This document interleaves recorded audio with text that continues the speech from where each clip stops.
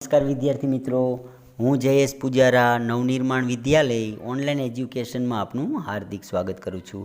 विद्यार्थी मित्रों, आज आपणे धोरण 8 हिंदी विषयनो जे प्रथम पाठ है पत्र एवं डायरी तेना विषे आपणे अभ्यास करवाना छीए। तो विद्यार्थी मित्रों, आ पाठ में छे ते आपणे पत्र केवी रीते लखवो, पत्रनुं महत्व शुं छे तेना विषे अने डायरी केवी रीते लखवी अने डायरीनुं महत्व शुं छे एना विषे आपणे पाठनी अंदर आज चर्चा करवाना छीए। तो विद्यार्थी मित्रों, चालो आपणे पाठनी शरूआत करीए। तो कि दूर बसे अपने संबंधियों, मित्रों, परिवारजनों तथा कभी कभी विभिन्न अधिकारियों को पत्र लिखने की आवश्यकता रहती है। कि आपणेथी दूर वसेला जे संबंधीओ होय, आपણા મિત્રો હોય, આપણા પરિવારજનો હોય છે, તેને અમુક વારે છે તે આપણે પત્ર લખવાની આવશ્યકતા રહે છે। पत्रों के द्वारा हम अपनी बात अत्यंत सुगमता से उन तक पहुँचा सकते हैं। कि पत्र द्वारा छे आपणे आपणी बात छे ते अत्यंत सुगमताथी आपણા संबंधीओ सुधी अथवा तो मित्र सुधी आपणे पहोंचाडी सकीए छीए। यद्यपि आजकल दूरभाष, ईमेल, इंटरनेट, मोबाइल फ़ोन आदि द्वारा भी यह कार्य किया जाता है, फिर भी पत्रों का महत्व कम नहीं हुआ।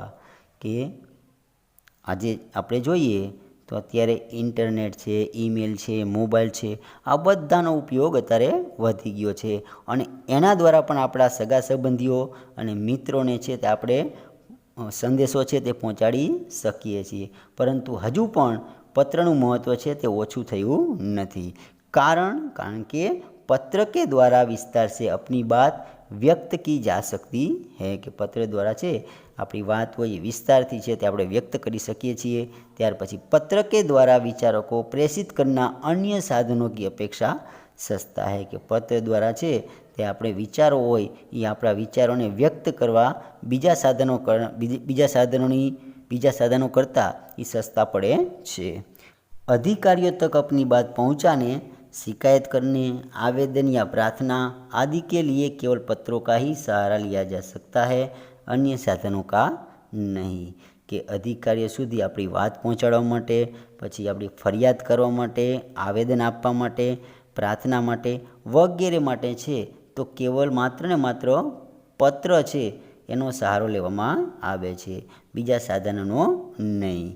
तो विद्यार्थी मित्रों, हवे आपणे सौ प्रथम पत्र केवी रीते लखवो अने पत्रनुं महत्व शुं छे तेना आपणे उदाहरण जोईए।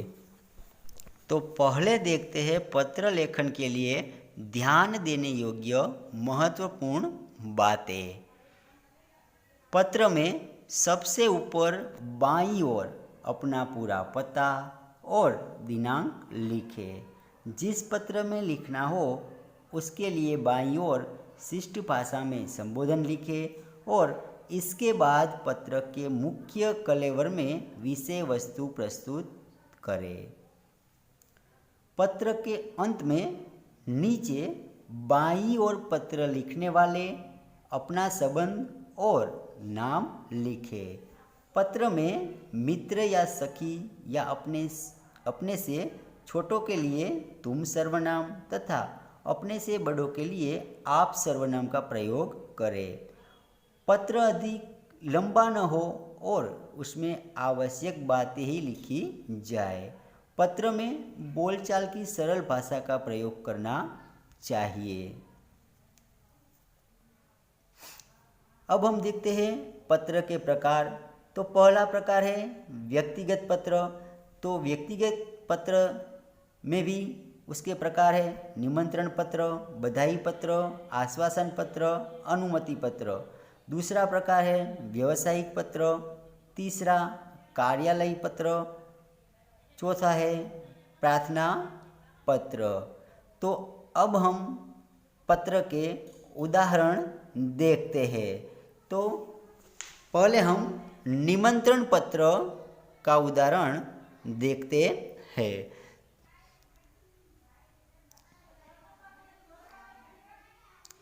जन्मदिन के अवसर पर उपस्थित रहने के लिए मित्र को निमंत्रण पत्र।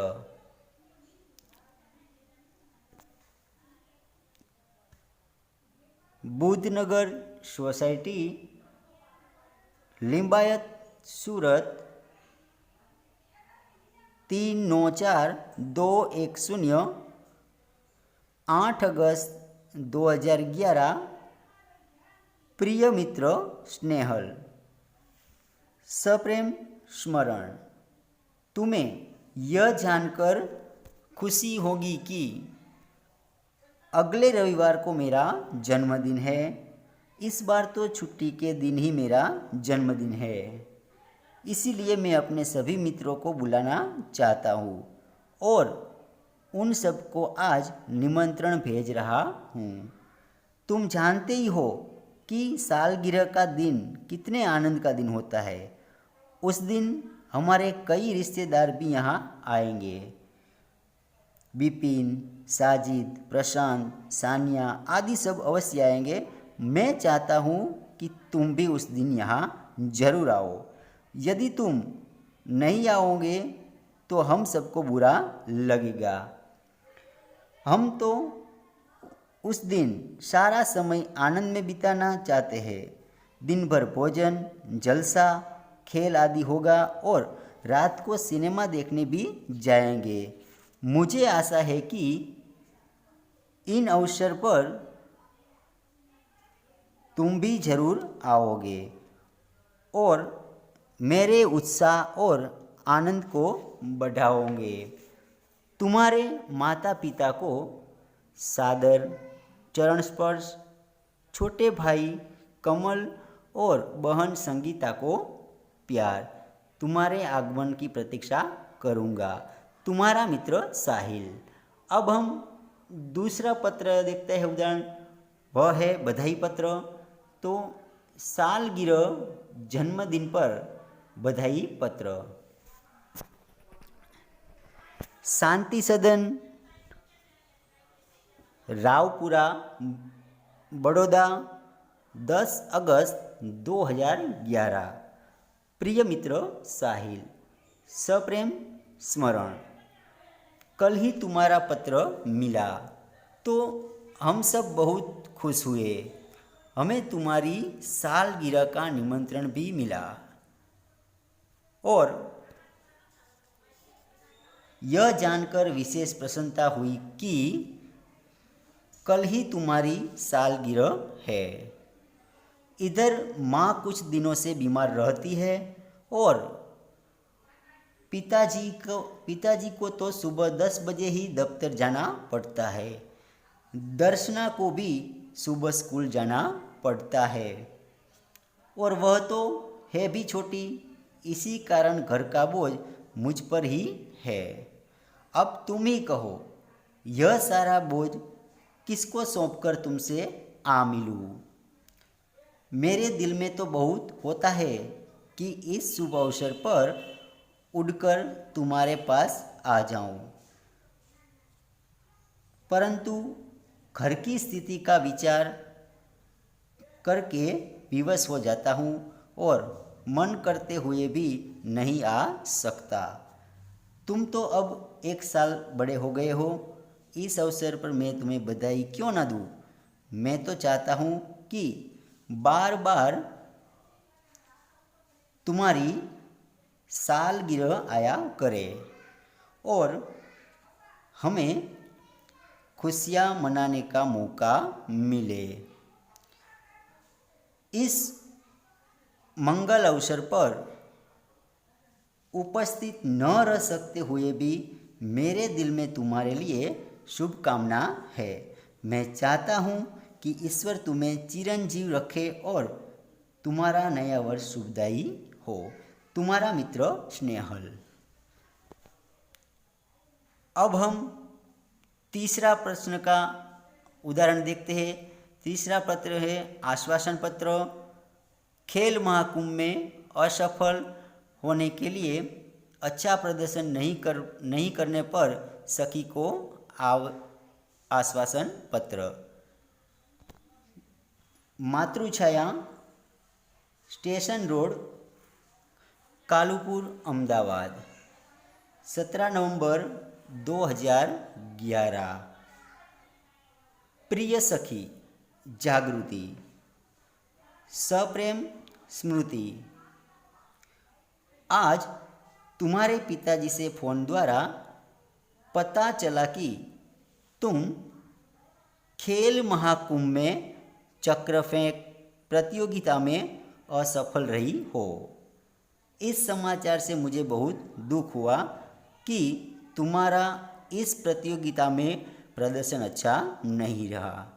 हमने तुमसे बहुत आशा लगा रखी थी कि तुम जिले में प्रथम आओगी।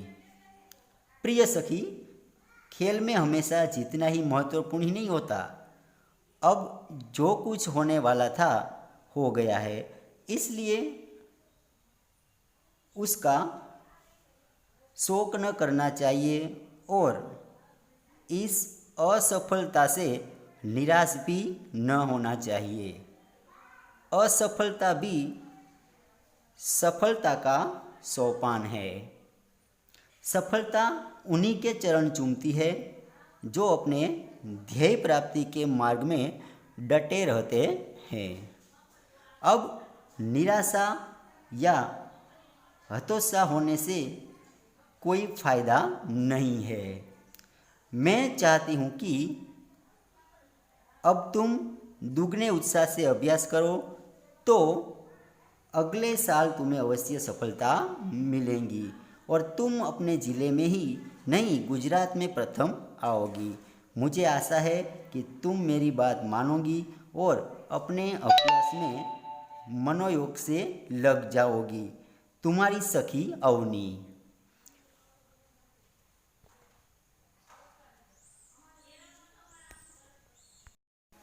हमने अभी पत्र का उदाहरण देखा। अब हम डायरी के बारे में कुछ विशेष बातें जानते हैं और डायरी कैसे लिखी जाती है वह हम जानते हैं। तो डायरी लिखने के लिए सबसे पहले तो यह बात आवश्यक होनी चाहिए कि डायरी शब्द अंग्रेजी भाषा का है और डायरी के लिए हिंदी में दैनंदिनी, दैनिकी आदि शब्दों का प्रयोग किया जाता है। डायरी में निजी जीवन में प्रतिदिन घटित घटनाओं का लेखा जोखा रहता है। डायरी को पढ़ने से किसी व्यक्ति के जीवन में घटित घटनाओं, कार्यों या तथ्यों की जानकारी प्राप्त होती है। डायरी में व्यक्ति घटित घटनाओं के साथ साथ अपने मन में उठी प्रतिक्रियाओं की अभिव्यक्ति करते हैं, इसलिए उसमें व्यक्तिकता होती है। डायरी प्रतिदिन, साप्ताहिक, पाक्षिक अथवा मासिक लिखी जा सकती है। तो अब डायरी लेखन की विशेषताएं देखते हैं। तो डायरी लेखन में क्रमबद्धता हो, इसमें लिखा गया विवरण संक्षिप्त, सारगर्भित तथा वास्तविक होना चाहिए। आगे हम देखते हैं विशेषता। तो डायरी लेखन में स्थान, तिथि, घटना या तथ्य का स्पष्ट रूप से उल्लेख होना चाहिए। डायरी लेखन करते समय आलोचना, टीका टिप्पणी, बनावटीपन, काल्पनिकता, चित्रात्मकता जैसे अनावश्यक विस्तार से बचना चाहिए। अब डायरी लेखन के लाभ देखते हैं। तो इससे जीवन में घटी घटनाओं की जानकारी प्राप्त होती है। दूसरा लाभ हम देखते हैं डायरी का। तो दूसरा लाभ यह है कि डायरी में तथ्यों का उल्लेख रहता है। इसी कारण व्यक्ति दिन भर जो अच्छे बुरे काम करता है उसका उल्लेख भी रहता है। इससे सने सने बुराइयों से बचा जा सकता है। आगे हम लाभ देखते हैं डायरी का।